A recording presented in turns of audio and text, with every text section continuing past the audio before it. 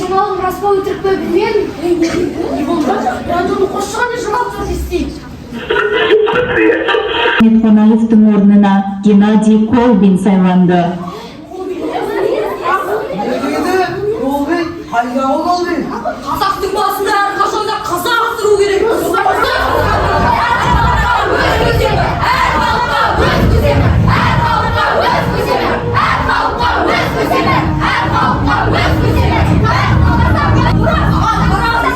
Сіздер айтыңыздар, депутатты халық сайлайды.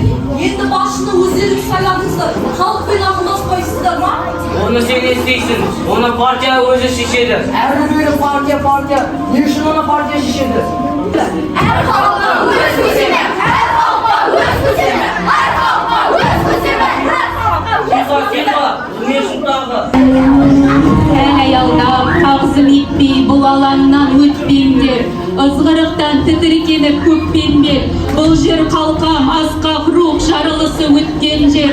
Қайта оянған ұлт намысы қызыл қанға бөккен жер. Ертесейген ару қызды шаштан сүйреп тепкен жер. Естен танып жатты мұнда күзге айналған көктемдер.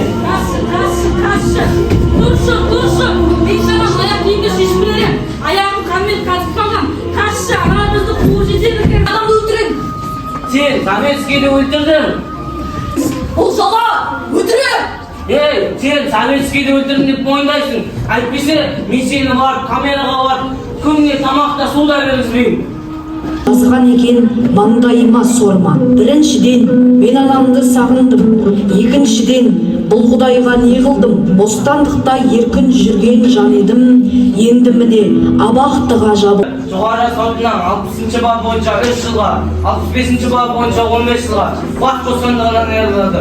Ең ауыр жаза өлім жазасы. Бұл мүлде дұрыс емес. Бұл жалған, бұл өтірік. Жап-жас баланың қандай кінәсі бар? Соңғы сөзімді айт.